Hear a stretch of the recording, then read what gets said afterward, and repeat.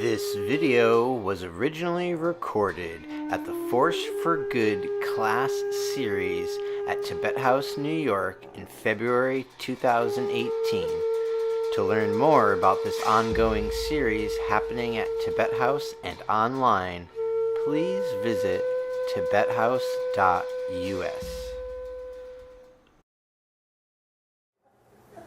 About the Bodhisattvas, they were expert in knowing the spiritual faculties of all living beings. They were brave with the confidence that overawes all assemblies. They had gathered the great stores of merit and of wisdom, and their bodies were beautiful without ornaments, were adorned with all the auspicious signs and marks. They were exalted in fame and glory like the lofty summit of Mount Sumeru. That's the planetary axis, actually, in the old world model. Their high resolve, that's their messianic resolve to be Buddhas, to save all beings from suffering, as hard as diamond, unbreakable in their faith in Buddha, Dharma, and Sangha. Dharma means the reality and the teaching of reality. Sangha means the community. Buddha is the teacher. They showered forth the rain of ambrosia that is released by the light rays of the jewel of the Dharma, which shines everywhere. And then he goes on, and then they are inexhaustible minds of limitless virtues, and they glorified innumerable Buddha fields with the splendor of these virtues. Were one to extol them for innumerable hundreds of thousands of myriads of aeons, one still could not exhaust their mighty flood of virtues. The Bodhisattvas, they're these amazing, wonderful beings. Yes? What? So, are there Bodhisattvas among us? Or I'm sorry? Are there Bodhisattvas among us? Yeah, sure. Undoubtedly. And this is not intended to be either a fable or... Well, modern materialists would think that such beings were mythical, of course. Yeah, But Buddhists don't think so. Again, because you see, maybe they're simple-minded Buddhists, but on the other hand, in the context of infinite relativity, if an infinite internal relativity, anything is possible. So, since one can't disprove that there are all these kind of extraordinary beings, then, okay, these people say they are there. We're kind of doubtful. We don't think we've seen anybody like that lately that we've noticed, unless we have seen some extraordinary person, which maybe some of us have. It's a stretch. That's why I say the goal is to imagine. And that's why we begin with Heart Sutra, where what the meaning of emptiness is negation, where we shatter our normal convictions about that's a solid pillar and this just this way and I'm just that way and that's just what it is. Because, actually we just don't really know that. I mean, even, if you don't go even to that extent, the old story I always tell about the quantum physicist who had snowshoes in his lab. Have you heard me tell that one? You heard me do that one. He has snowshoes on the wall of his lab, puts them on, because when he goes in the lab, he thinks of himself as a bunch of empty space with a bunch of atoms and electrons and nuclei in it. And he doesn't want to fall through into the subway or into the core of the earth, by gravity, because he's just a bunch of electrons and mostly empty space. So we know that's a model of what we are. We're made of atoms and things, right? We think. And yet we also think, this is me, solid, flesh and blood and bone. But actually, we know that the scientists would say we're not. We look at us in an X-ray machine. We just know, a CAT scan. It doesn't even seem strange to us. But we don't expect that we can perceive that ourselves. But actually, we are. Therefore, what we are thinking is the objective reality of a flesh and blood, what John Perry Barlow calls a meat space human. We're here in meat space, but we think that's just it. That's objectively real. So we have a big conviction, this is me. But actually, we even know from science that that's illusory. It doesn't not exist, we're here. But we're not what we think we are. So we know that. And these people take it just a lot further. They did, from old time. So then, anyway, now what happens is this very strange thing. I remember when I was translating this, I couldn't even believe myself on like the third page. There's the Buddha, he's sitting there, and then the gods are all there, and the god Brahma Shikin, he's like what the people of Buddha's era thought was the creator god. Jehovah, Yahweh, that's Yahweh, from Indian Yahweh at that time, monotheistic creator god. But here, he shows up, And the creator gods of other universes can't come too, whole crowds of them. Because they always like to go when Buddha's going to, or something amazing is going to happen, they always go. What do you know? You know, they say Zeus is there. Chakra means a kind of Zeus type of figure, and a lot of other ones. Anyway, there he's sitting, okay? Then, these young kids from the city come out because their parents are not coming. And they come out, they want to see the Buddha. They don't care he's in the garden of a movie star. They're not freaking out about it. And they're bringing these Indian kind of jeweled parasols. You know, they're very wealthy. The reason Buddhism happened in India 2,500 years ago, it was the richest part of Eurasia by far. More than Egypt, more than Mesopotamia, more than China. India was the absolute richest. And, you know, Maharajas weight in jewels type of thing, you know, rich. So they bring out these jeweled parasols. Then they put the jeweled parasols on it, so they come. The Lichavi is the name of the nation in which the city of Vaishali was. Bodhisattva Ratnakara means jewel mine, his name, with 500 Lichavi youths, each holding a precious parasol made of 7 different kinds of jewels, came forth from the city of Vaishali and presented himself at the grove of Amarpali. Each approached the Buddha, bowed at his feet, circumambulated him clockwise 7 times, laid down his precious parasol in offering, and withdrew to one side. That's just a formality that they do when they meet some kind of holy man in India. But then this one, as soon as these precious parasols had been laid down, suddenly by the miraculous power of the Buddha, they were transformed into a single precious canopy, so great that it formed a covering for this entire billion-world galaxy. The surface, you know, even the word galaxy and billion worlds is there, but galaxy is just kind of a, you know, to fit it in our cosmology is just somehow hopeful. But it's a different cosmology, but still billion different worlds, really. And he made a parasol out of the pile of jeweled parasols. And I was trying to figure out, what is that, a canopy? And I realized it's like a planetarium. He created a temporary planetarium as a special effect, the Buddha did, out of those parasols to teach people something. And he said it formed a covering. The surface of the entire billion-world galaxy was reflected in the interior of the great precious canopy, where the total content of this galaxy could be seen. Limitless mansions of suns, moons, and stellar bodies. The realms of the gods, dragons, goblins, fairies, etc., titans, all these other mythological animals from our modern point of view, and the realm of different gods and things, mountains, all the great oceans, rivers, bays, torrents, streams, brooks, and springs, all the villages, suburbs, cities, capitals, provinces, and wildernesses. All this could be clearly seen by everyone.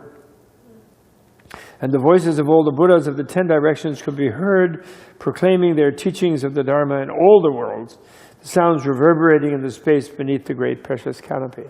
So he just created a vision of everyone of total interconnection, of total sort of presence in of nature, but in a completely inconceivable way, actually. It's, again, unimaginable. Imagination stretching vision, like you might have in a planetarium, you know? You know, there's stars and different galaxies, and then they can go different things. Then you're out in the Hubble telescope pictures they can show you, or they can show you different environments on Earth, you know. If you go up to the Rose Planetarium, you know, used to be the Hayden Planetarium, now it's the Rose Planetarium, right? So he showed that to people, first thing. Yes? Yes? The cosmology, and more particularly the I'm sorry, what? the millions and billions. Is galaxy, for example, Yes. your word, or is it a... Well, the millions and billions number is there, and I'm trying to fit in galaxies. It's called world system by them. So I'm putting a modern notion of a world system, you know. But you could say universes, even, actually, you could say. But I just chose galaxies to give people a little bit sense of proportion, you know. But it's an unimaginable thing. I mean, imagine, suddenly you have a vision of the interconnection of everything in the world. If we had that today, I think that climate deniers might go and eliminate some morons in the Congress who are running around pretending that the military is not allowed to build the docks at Newport News at a 6 foot higher because they're expecting the sea level to rise because the military studies the environment. But now they're not allowed to mention that. They can't do a single thing about preparing for climate. Otherwise, military was saying that it's a major threat to the nation, which their job is to defend the nation, not against people, but against the outraged environment, right? But now they're not allowed to by certain employees. You know the joke. You know it's a really bad recession because ExxonMobil has laid off 200 congressmen.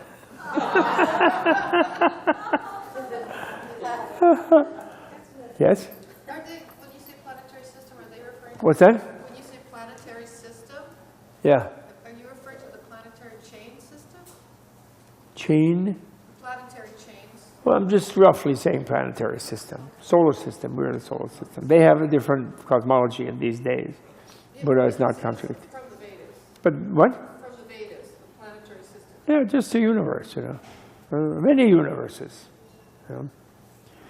Anyway, at the vision of the magnificent miracle affected by the supernatural power of the Lord Buddha, although nowadays I would not say supernatural, I would say supernormal. I don't like supernatural because some of these extraordinary things that they claim happen in the world are just supernormal. They're not our normal, but that doesn't mean they're not natural, actually. They say when you die, for example, when your mind is free of the wetware of the brain, even when we don't have Alzheimer's and we can't remember anybody's name, we become 9 times more intelligent. So when we attend our own funeral as a temporary sort of ghost-like creature, we can immediately read everybody's mind. And when we meet that uncle who is saying, "Oh, Bob, I'm so sad he died. Isn't it terrible?" And then we read his mind, he's saying, "Good riddance. I'm tired of him lecturing me about my stupid political views. Don't be upset." Because everybody has different levels in their mind, you know, and everybody's ambivalent and they have different voices inside themselves. And when you become clairvoyant, you know what's in their mind, and it can be upsetting if you're not used to it. So, anyway, the entire host was ecstatic, enraptured, astonished, delighted, satisfied, and filled with awe and pleasure.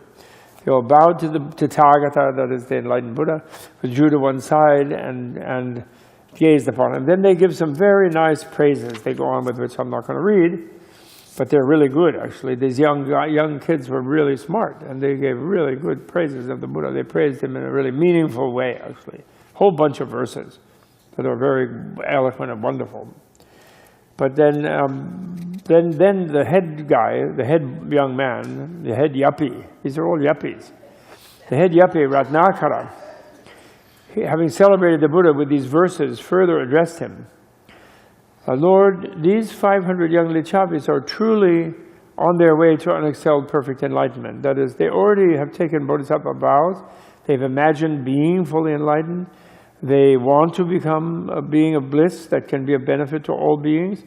They want to do it, but they're really puzzled about one thing. They can change themselves, in other words, but how do you change the universe? So they have all asked, what is the Bodhisattva's purification of the Buddhaverse, or the Buddha field? How do you purify or perfect, you know? How do you make the world perfect? They can see changing themselves, but how can you change the whole world? It seems impossible, in other words, they're saying. Please, Lord, explain to them the Bodhisattva's purification, or you could translate perfection, of the Buddha field, or the Buddha of the world, that is the universe. Upon this request, the Buddha gave his approval to the young Lichavi Ratnakara. He said, good, young man. Your question to the Buddha about the purification of the Buddha field is very good. So listen and I'll explain it to you. So very good, Lord, replied Ratnakara, and the 500 young Lichavis set themselves to listen. So then the Buddha says, this is very important. He says, noble sons, children, I think in my new version I say noble children, because there are some females there. A Buddha field of Bodhisattvas is a field of living beings. Why so? A Bodhisattva embraces a Buddha field to the same extent that he causes the development of living beings. He embraces the Buddha field to the same extent that living beings become educated. He embraces the Buddha field to the same extent that through entrance into a Buddha field, living beings are introduced to the Buddha wisdom. Gnosis, I wrote in these days. I don't like that anymore. Buddha intuition, I would call it. He embraces the Buddha field to the same extent that through entrance into that Buddhaverse, living beings increase their holy spiritual faculties, which are like, faith, wisdom, discernment, analysis. There's a set of 5. Why so, noble son? A Buddha field of Bodhisattvas springs from the aim of living beings. Now this is a very important point. In other words, the universe is an intersubjective mind field of beings. This is a Buddhist scientific claim that the world is not just a bunch of rocks in which some sentient beings are running around trying not to get hit by any rocks. The whole universe is the intersection of the minds of infinite variety of living beings, which includes divine beings, many kinds of them, not necessarily monotheistic type of creators, but all kinds of very powerful minded beings of other dimensions and things, and human beings, and animals, and insects, and then very, very wretched forms of life as well, terrible, horrible stuff. And it's the intersection of our minds that create the world, actually. It isn't like one person's mind can create or shift the world that easily, but overall we do shift the world, And so we are responsible. Each of us is a kind of creator of our world in a certain way. Not only culturally speaking, so that we can kind of accept, but we think the matter is really solid. But actually we even shape the matter. Is a kind of radical Buddhist claim. And it's presented as a scientific claim, actually. And therefore, within that, these seemingly supernormal things are somehow a reality, supposedly. And I'm just as dubious as you are because about that, because, I haven't seen these things. I have sort of seen some things that are not explicable normally. I've seen supernormal things, experienced supernormal things, but I haven't seen people making a giant thing out of a bunch of umbrellas. And then the next thing is even more. So then he says another very important thing. He says, for example, Ratnakara, should one wish to build in empty space, one might go ahead in spite of the fact that it is not possible to build or to adorn anything in empty space. In just the same way, should a bodhisattva who knows full well that all things are like empty space wish to build a Buddhaverse in order to develop living beings, he might go ahead in spite of the fact that it is not possible to build or to adorn a Buddha field in empty space. So in a way, he says, to transform the world into a Buddhaverse is impossible. And yet, that's what we do. We do the impossible. That's what he's saying. The art of the impossible is what Buddhists do. Which is a very challenging kind of statement, actually. It really is. Especially nowadays, in this era, what some people would dignify by calling a something era. It seems impossible that we could transform this into a Buddhaverse, the mess that they're making. But that's what he's insisting. And it is impossible, he admits, but we do it anyway, sort of thing.